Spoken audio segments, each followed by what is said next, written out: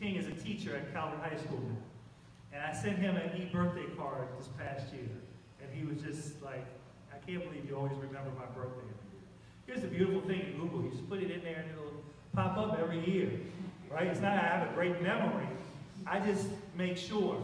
And so when you do those little things, even if it's just for your staff, if you do that for students, you'll see how shocked and how happy that you thought of them. So it's little things like remembering their birthday. I know Mr. Bridges has talked about attending games. Matter of fact, as a staff, we have a student who graduated we're very proud of here that many of my staff is going to go see him on May 20th, and the staff at Croom High School as well had him. We had a young Olympian boxer. His name is Gary Russell.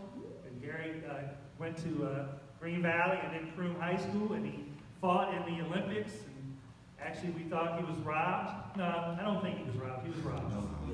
He was robbed. I watched that. We watched that fight during the back-to-school week with our staff, and there was no doubt that he was robbed.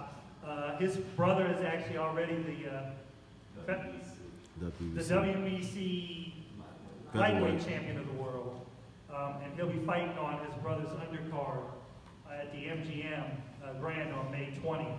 So this will be Gary's first professional fight. So we're very excited about that. And so, you know, I've attended before when Gary was a student here. I attended one of his boxing matches one late night in Southeast DC, and you know, this thing didn't start till like 10 o'clock at night. Now, I kind of stood out in the crowd. I'll let you figure out why. But just to see Gary's face when I was there and how excited he was. And he even looked at me from the ring while he was boxing. And I'm like, oh my God, what is he doing? He's like smiling at me while he's fighting this guy. And so he was just so happy. And I think that's how our students react when we take an interest in it. And then, of course, using humor as well. And let them know that you care. Pay attention to your students. This is a tough one. Be kind. Don't put them down. Even when they're mean to you, don't be mean to them. Focus on the good things that they do. And always, when I talk about all this positive stuff, redirect the inappropriate behavior. Don't ignore the inappropriate behavior. It's just how you handle the inappropriate behavior. Because I think you send a signal when you ignore things that I don't have certain expectations for you, right? Oh, he's cursing over there. I'm not dealing with that. Why? If it was your own child, would you let your own child stand over there and use profanity? Probably not. Have the same standard for someone else's child that you'd have for your own. How you should be when you do it, be calm, be calm, be calm. Ms. Spence did a lesson the other day in her class where she had a student where she did some, how to say something. And she said the same thing. What was it that you said? Difference between what and how and what I told her was Tracy, have a seat. Tracy, have a seat. Tracy, have a seat. So she had Tracy make sure that she didn't have a seat. The students had to write it down. And then, what did I say? How did I say it? Tracy, have a seat.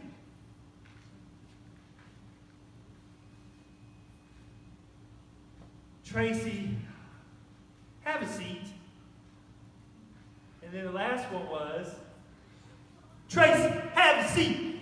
And she started walking toward her. And then the class had a really good conversation around the message and how it was delivered. And really getting students to understand, you know, but once again, we can't let students take us to that level. But the discussion was why? How do we get to that level? How does that sound? So it was a great lesson in how to talk with students. Express your feelings. I tell students all the time, I'm frustrated with you right now. I'm frustrated. Like, I really expect more from you than this. Get their side of the story. But sometimes I have to tell them, your side is not accurate. Like, I'm just going to be honest. I always try to be honest. That's not accurate. Or, I'm hearing you, but this is what this person said, this is what this person said, and this is what the video showed in the hallway. So please help me out with what I'm seeing and what you're telling me. Show and express understanding, but make sure that the behavior was inappropriate if it was. And identify, and that's my big thing that I said earlier, identify and model an appropriate alternative. State consequences for behavior, because it is, and thank them for listening.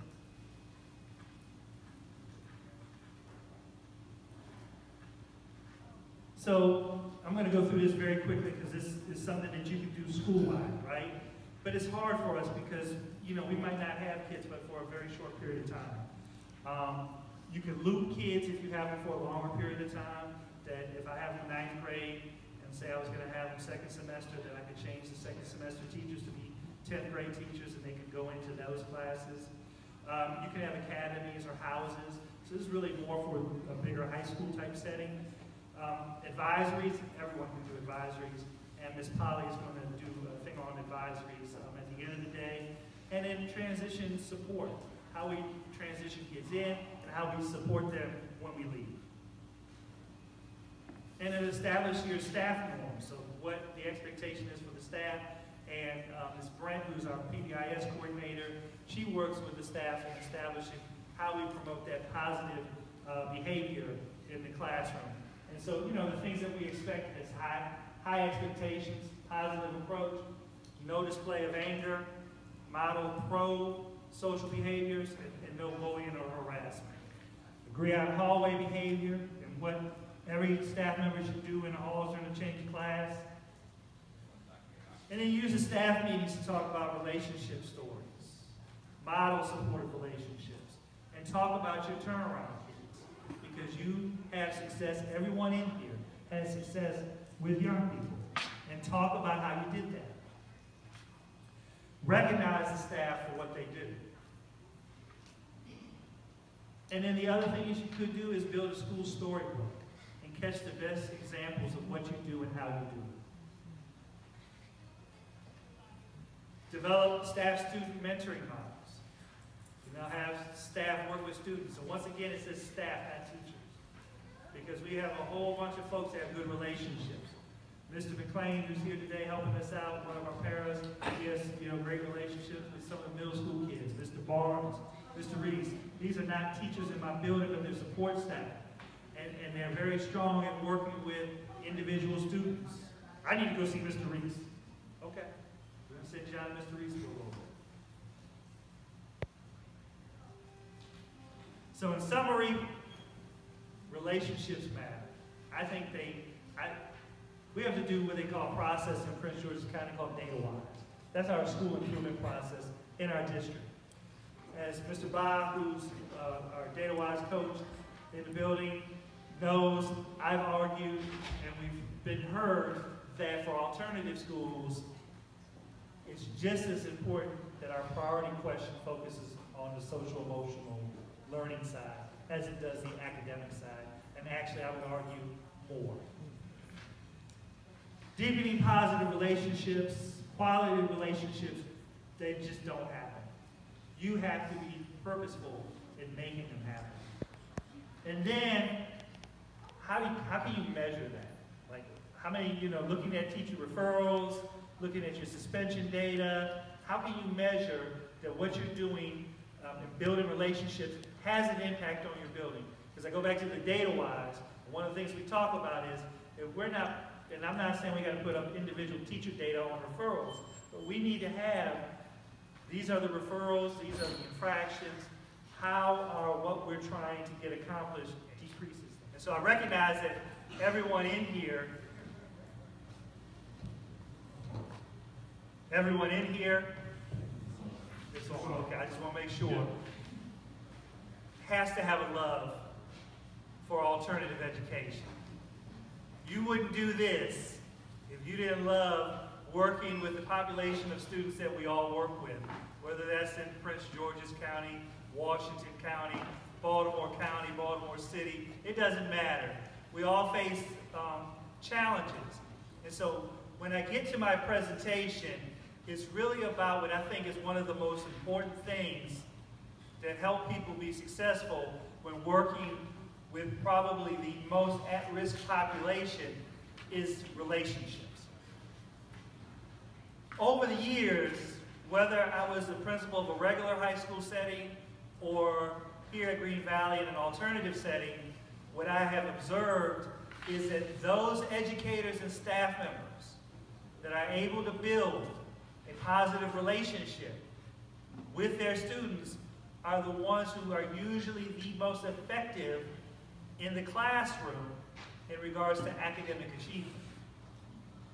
I've seen the difference within my own building of those teachers that have built positive relationships and what that looks like.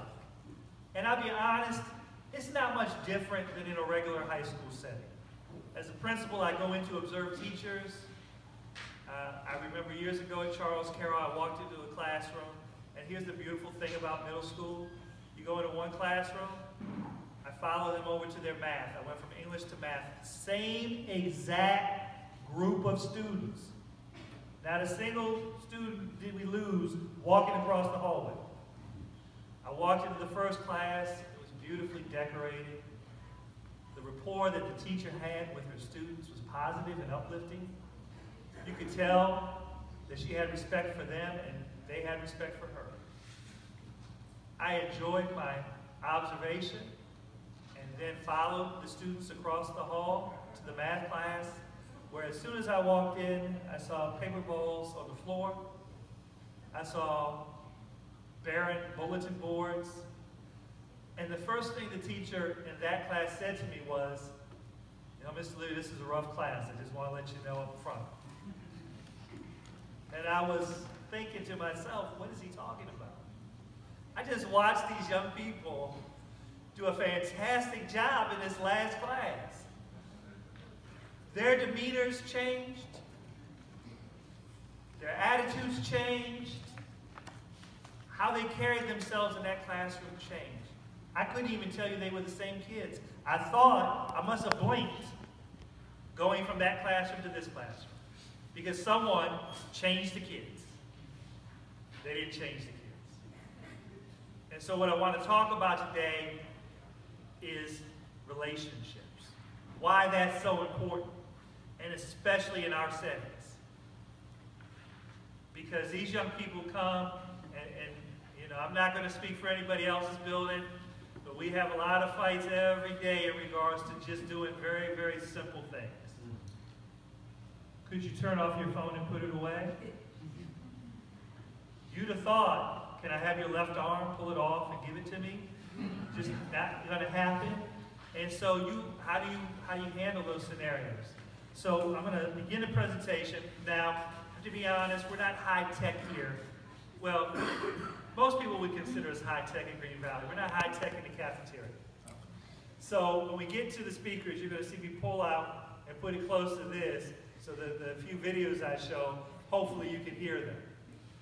In our library, we do have a better system where the speakers are in the wall, but there's too many of us for all of us to be in the media center at this time. We don't have a very large media center. So one of the things that you will notice while at Green Valley is that this is just an old elementary school.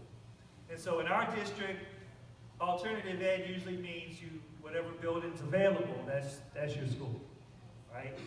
And in other districts, and I've visited many alternative settings, some districts, they've actually built the school to fit around alternative education.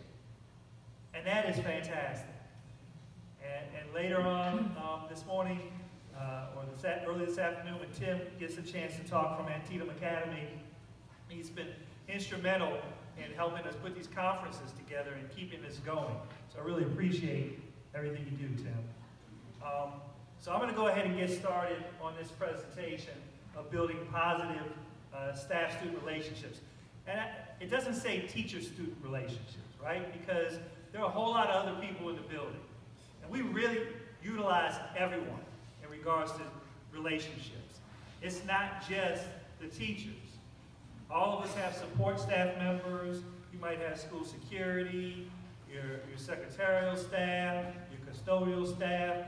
Everyone really needs to work on building positive relationships with the students we have.